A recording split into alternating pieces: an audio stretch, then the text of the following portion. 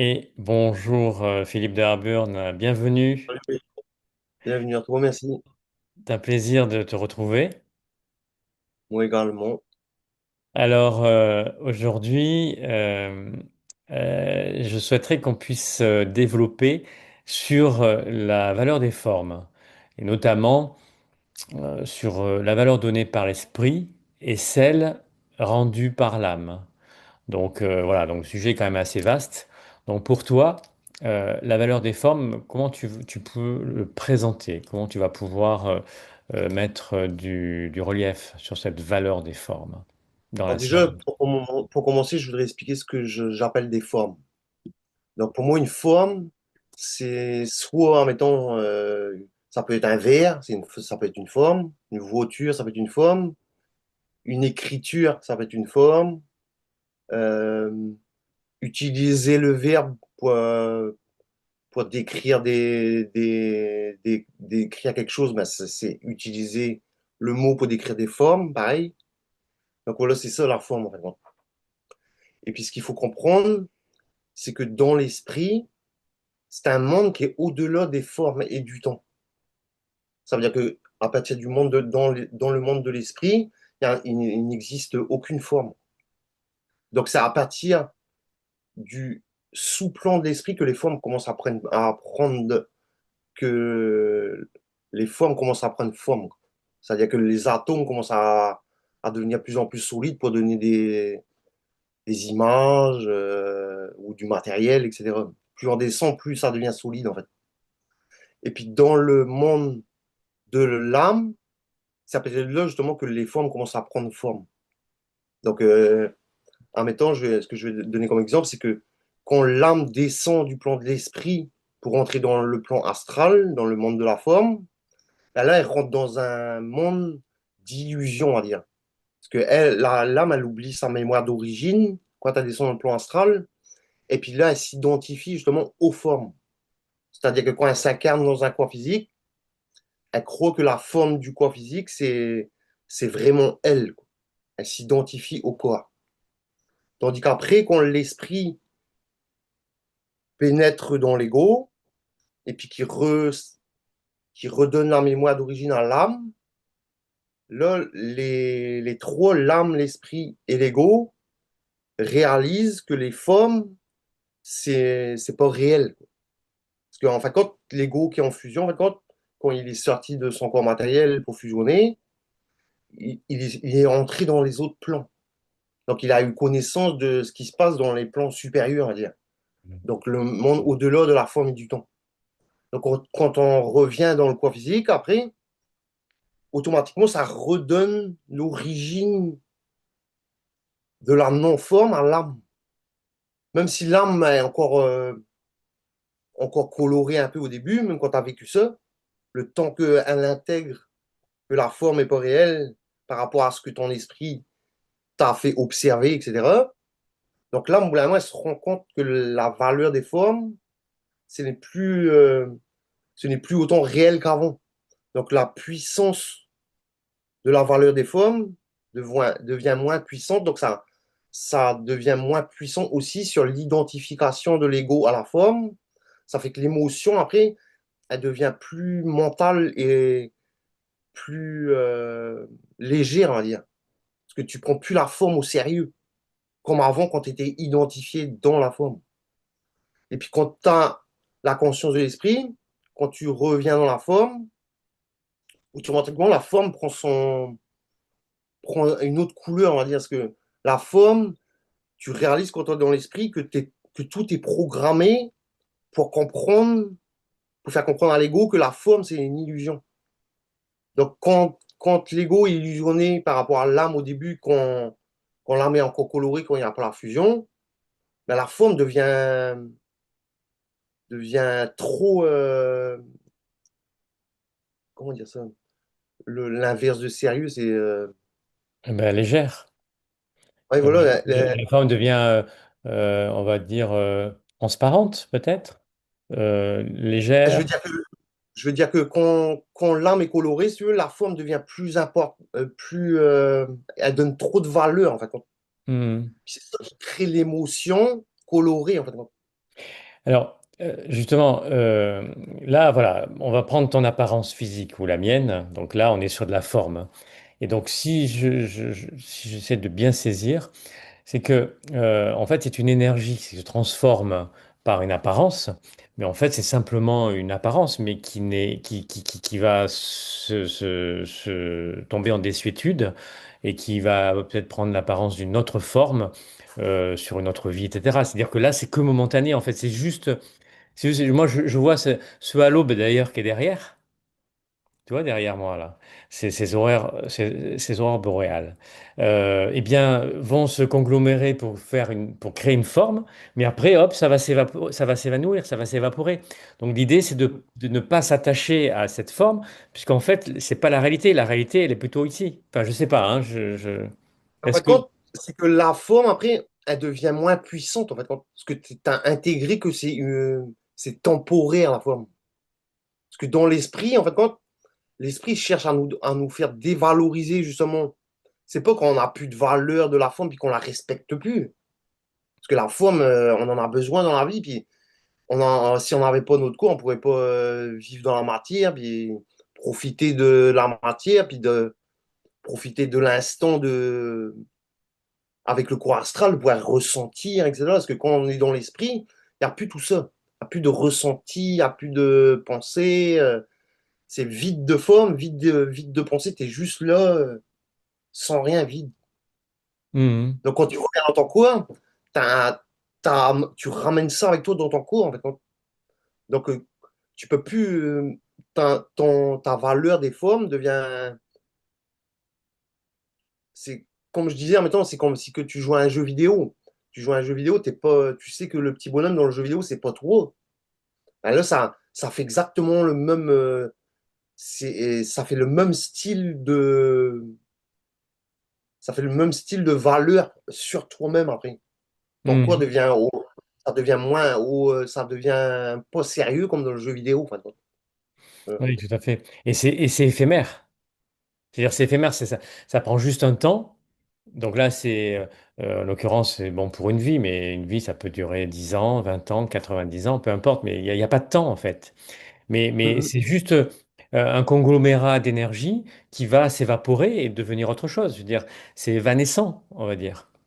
Et c'est pour ça que là, la forme qu'on a va nous permettre bah, de communiquer, de transmettre, de nous reconnaître ou autre. Mais en fait, c'est vrai que par rapport à l'esprit, en fait, dans la communication, en fait, ça passe autrement. Le corps Ben, n'est c'est plus. qu'en fait, il n'y a plus d'identification à la matière. Hmm, Même si tu sais que tout est fait d'esprit, tu n'es plus identifié à la forme. En fait. Parce que toi, tu es au-delà de la forme et du temps, donc tu es une énergie qui devient observateur de la création de l'esprit à travers toi. Et donc, il n'y a plus d'attachement. En fait, il n'y a plus d'attachement, puisqu'en fait, tu sais que c'est juste quelque chose qui fait. Voilà. Puis en plus, comme on sait que donc, quand on est dans l'esprit, on sait qu'il n'y a pas de hasard. Donc, quand des formes apparaissent dans notre vie ou disparaissent, c'est toujours pour mieux. C'est toujours pour mieux. Parce que c'est qu'il y a quelque chose, si tu n'arrives pas à lâcher quelque chose dans ta vie qui te freine en mettant, bah, tu vas toujours être resté là. Parce que tu as des émotions qui s'accrochent à ce qui ne devrait pas t'accrocher. En fait. Hmm. Tout ce qui freine la vibration de l'homme, normalement, l'homme devrait être capable de s'en détacher. Oui, ben, c'est comme par exemple. L'intelligence. Oui. L'intelligence devrait. L'intelligence supérieure s'active par l'observation que l'ego, en mettant, a des comportements qui sont pas intelligents. L'ego a des comportements qui manquent d'amour, qui a des comportements qui manquent de volonté. Puis tout ça, l'observation là, ça montre à l'ego sa coloration. Si l'ego manque de présence, ben, il va pas être capable de voir ça, puis il va continuer à tourner en boucle, en fait, comme un hamster dans une cage. Il va toujours reproduire les mêmes choses, les mêmes schémas dans sa vie, etc. Puis ça se reproduit tout le temps pareil. Puis c'est jusqu'à temps que l'ego comprenne. Donc, au début, l'esprit commence à te faire tourner dans la roue. Il te met des petits sacs devant pour que tu essaies de les voir. Si tu n'arrives pas à les voir, ben, il va remettre un plus gros.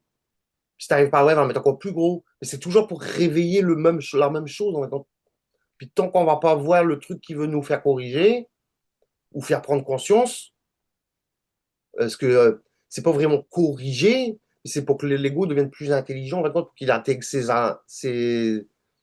alephes, donc l'intelligence, la volonté, la puissance, la force, etc. Puis quand tu intègres ça, en fait, bah, tu te désastralises de la forme. Hmm. Et tu te détaches. En fait, il y a un détachement. On est. En mettant, je vais te donner un exemple. En mettant, moi, j'ai une maison, j'ai une voiture, voilà. Bon, si je rentre dans un mur avec ma voiture et je la casse, je vais pas être tellement. Je vais pas apprécier, comme tout le monde, hein. C'est pas appréciable de casser quelque chose qu'on a besoin. Mais sauf que la valeur, à ce moment-là, c'est pas comme un ego qui est identifié à la forme. En mettant, lui, il va casser sa voiture, ben, il va faire tout un drame avec ça. Tandis que celui qui est dans son esprit, ça pas du tout comme ça. C'est qu'il sait que ben, c'est pas grave, il va avoir soit une autre voiture, ceux qui vont la réparer. Il a un mental constructif, créatif. Tandis que quelqu'un qui est dans son ego coloré avec l'âme, là, il va être dans le dramatique ou Hmm. dans le grave. Ah, il va dire que c'est grave. Donc, si subjectivement, les entités vont lui faire croire que c'est grave, puis lui, il va s'identifier à la pensée, ce qui il n'a pas intégré que la pensée vient d'ailleurs. Puis à ce moment-là, il va prendre la forme pour réel, puis en plus tourner en rond dans la forme en pensant que c'est la fin du monde s'il a cassé sa voiture. Alors, justement, il y a plusieurs réactions parce que la personne qui défonce sa voiture contre un mur, soit il est attaché à cette voiture parce qu'elle est tellement rare et qu'il ne va pas en retrouver, donc là, il est face à la perte. Mais après, c'est une autre forme de perte. Ça peut être aussi une perte d'argent, parce que le fait que sa voiture est cassée va générer un malus, et donc forcément, derrière, bah, financièrement, eh ben, il va y perdre, parce que il peut peut-être ne pas assumer. En fait, les conséquences sont toujours liées à des pertes. Et je pense que c'est la forme, voilà, ne pas être attaché à la forme, c'est savoir perdre aussi la forme. Et puis justement, quand, en mettant, là, moi, j'ai observé ça dans ma vie ou dans la vie de d'autres personnes que je connais. En mettant, quand ils donnent de la valeur à la forme, en mettant, ne veux pas dire les noms ni rien, mais je connais des gens, en mettant, quand il y a une voiture, c'est la prunelle de leurs yeux, donc tous les 5 minutes, ils vont la laver. Tous les 5 minutes, il y a une petite marque dessus, ils sont là. Il y en a d'autres qui ont des maisons, en mettant. Ben, ils sont là à fond, à bloc dans le ménage, dans tout de la valeur. Puis du coup, ça les perturbe de vivre ça. Puis comme ils ont la vibration, qu'ils ont peur que la forme soit abîmée ou des trucs comme ça, ben, l'esprit va faire exprès justement là, de faire tout l'inverse. Il va faire exprès d'abîmer leur truc, de créer des trucs pour que ça perde de la valeur, pour qu'il y ait une destruction, en mettant, je sais pas, une grosse fuite d'eau dans la maison, justement qu'ils arrivent à se détacher de la valeur. Et les gens qui sont psychologiques, qui ne comprennent pas qu'il n'y a pas de hasard, ils vont dire c'est un drame. Mon tuyau a pété, j'ai plein de malheurs, j'ai plein de trucs. Alors qu'ils ne comprennent pas que l'esprit passe par la forme, même si ça prend des formes de destruction ou de machin, c'est exprès pour qu'on donne de moins en moins de valeur, puis moins en moins d'attachement. Mais, mais quand mettons, on a un enfant, je sais pas, une mère, un père, puis qu'on est dans l'esprit, ben, on sait que c'est pareil, que c'est d'autres esprits qui sont incarnés dans des corps, mais que c'est pas vraiment réel, la famille. C'est, c'est encore une partie de l'illusion de la forme et du temps pour qu'on soit immergé dans notre programmation. Mais quand on est dans l'esprit, on a connaissance de toutes les programmations, de tout, de tout. Donc on est plus soumis à ce que l'esprit veut nous faire croire. Et donc, L'esprit ne peut plus nous nous apprend à mentir, en fait. Il Et peut donc, je plus. répète, nous apprend à nous détacher finalement. Quand je dis détacher, ça ne veut pas dire ne pas aimer. C'est pas ça. Ouais, Ça voilà. nous apprend à nous détacher de la forme. Détacher, ça veut dire d'être capable de donner la liberté aux autres. Et oui. Et alors, moi, Ou d'être capable, admettons, d'être capable de quitter quelqu'un, même que tu l'aimes, sachant que si tu restes avec elle, ça va pas la faire évoluer. Hmm, Ou hmm. ça. Euh, J'observe que j'ai des comportements un peu de perfectionniste où j'ai un peu de mal à voir se détériorer la forme, tu vois. Donc, que ce soit peut-être un véhicule, soit dans ta maison, quoi que ce soit. Donc, du coup, je suis soigneux, tu vois, je fais attention. Donc, c'est un attachement finalement. C'est-à-dire que j'ai du mal à voir la perte, la dégénérescence en fait. Mm. Alors que c'est normal finalement que Ça ça se fait aussi détériore. partie ça fait aussi partie du mental créatif. En mettant ce que si tu vois, en mettant ta maison se détériorer, là, quand tu es dans ton esprit, tu vas pas la laisser détériorer. Hmm. Donc tu vas créer ou arranger les choses, voilà. Oui, voilà, mais tu vas pas émotionnellement en Tu- fait. ouais. C'est Émotionnellement, au niveau de l'émotion, c'est ça. parce que c'est pas juste de savoir que la forme, c'est pas réel. C'est quelque chose que tu as intégré vraiment, ce que tu as vu. Tu vois, ce que je veux dire? Donc, au bout automatiquement, ça fait comme un renversement de l'émotion. Ton émotion que tu pensais vraiment réelle, ça monte au niveau mental. Ça monte au niveau mental, ça devient. C'est pas que tu es refroidi comme un robot puis que tu n'as plus d'émotion du tout. Sauf que tu as des émotions de réalité. C'est pas pareil. Tout à fait, c'est-à-dire que tu observes, bon, ben voilà, c'est détérioré, c'est détérioré. En fait, tu en fais pas tout un fromage. Bon, j'aime le Ah fromage non. quand même, mais bon, quand même. Mais en effet, en effet, c'est ce que j'observe depuis des années. Je pense avoir fait des progrès, c'est-à-dire que je vais voir une détérioration sur mon véhicule ou sur la maison. Là, récemment, j'ai vu qu'il y avait une fissure, etc. En fait, je l'observe, mais c'est vrai qu'émotionnellement, ça me fait rien. Je me suis dit, je prendrai l'occasion pour voir si ça s'écarte davantage, et puis je mettrai colmaterai, et puis basta. Ça s'arrête là, tu vois. Mais j'ai observé quand même. Je vois que, voilà, on veut contenir, mais bon, c'est une réalité, sa vie, c'est comme ça. Justement, j'ai essayé de ne pas mettre d'émotion. En tout cas, j'ai pas fait d'effort, hein, mais je m'observe en disant, ah, bon, il y a ça, ben, il y a ça. C'est tout, ça Ça, le s'arrête là. jeu de l'esprit, c'est que l'esprit il passe dans l'homme, dans l'observation. Donc Ouais, c'est ça. C'est ça. c'est ça qui nous montre tout. Si on est conscient de Mm. l'observateur, c'est notre esprit. Donc c'est lui qui voit tout, qui nous fait montrer tout. Si on a un manque de présence mentale, ben, on n'est pas présent à la vibration de l'esprit et on vit dans la subjectivité en général. Et alors, est-ce que tu dirais que finalement, quand tu es habité par l'esprit, en fait, tu deviens en observation permanente? C'est-à-dire observation, c'est-à-dire que tu vois les choses sans forcément être coloré par les émotions, mais tu vois tout ce qui se passe en toi par rapport à tes pensées, qui viennent d'ailleurs, mais aussi par rapport à tout ce qui se passe autour de toi. En fait, et tu es simplement observateur. Est-ce que, est-ce que ça pourrait être ça, justement, En fait, transmuter les formes? il y a comme il y a comme deux sortes de pensées. Il y a la pensée vibratoire avec l'esprit, puis il y a la pensée qui est connectée à la subjectivité, à la réflexion. Et puis c'est ça, en fait, qui conduit les hommes dans des schémas répétitifs, on va dire. Alors, la pensée vibratoire, je pense qu'il faudra qu'on crée Puis une nouvelle catégorie. la pensée vibratoire, c'est quand tu commences à te rendre compte que la pensée, c'est pas toi, puis quand tu penses, tu communiques. Tu parles avec ta pensée, en fait. Mais ça, on va faire une vidéo sur ça, rien que sur la pensée vibratoire et le fait que, à la différence que la pensée peut aussi venir d'ailleurs. On va faire une vidéo sur ça.